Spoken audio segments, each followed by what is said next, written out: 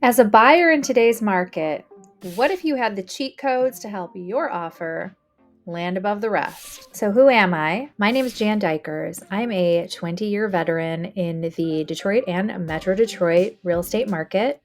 And today I would like to help you become more educated and better equipped to make a strong offer in today's market. In this video, I am going to break down the 7 points of negotiation that every buyer should have in their toolkit that are going to make the biggest difference to the seller. I will explain each point and why these terms would be important to a seller.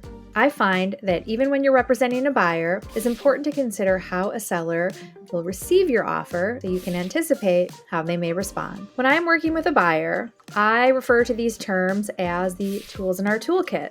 They may not be appropriate for every offer, and they may not be possible for every buyer. However, just knowing about these terms will put you in a better position to think differently about your negotiations. Usually, there are 2 things that are most important to a seller in an offer: the most money and the most likely that the buyer is going to close. Tool number 1, the escalation clause. This is a term that can be written into an offer that will help a buyer increase their offer automatically without knowing what the other potential offerees also offered. So when you make an offer in real estate, you're usually going in blind unless the seller has given the agent, their listing agent, permission to give information about all the offers that are on the table.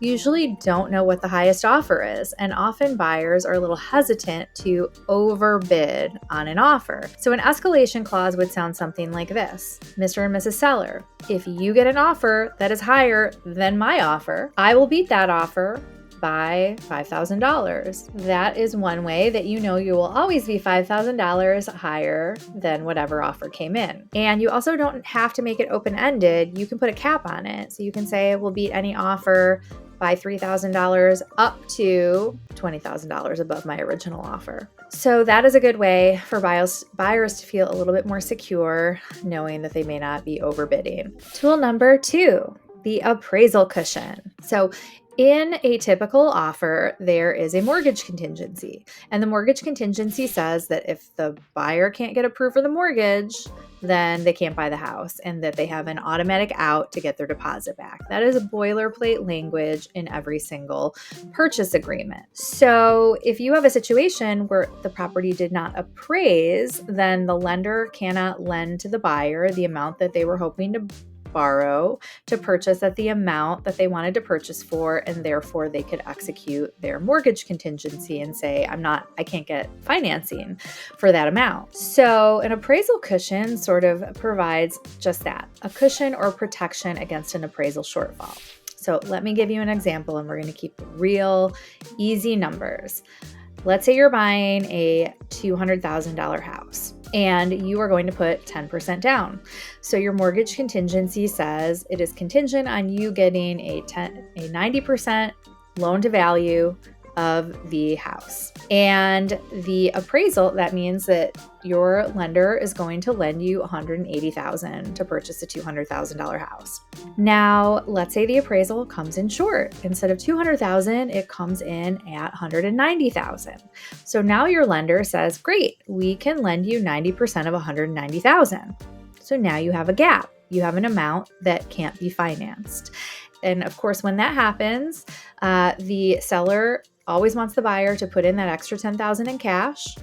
The buyer wants the seller to come down, and hopefully both parties are able to come to an arrangement to move forward, but not always.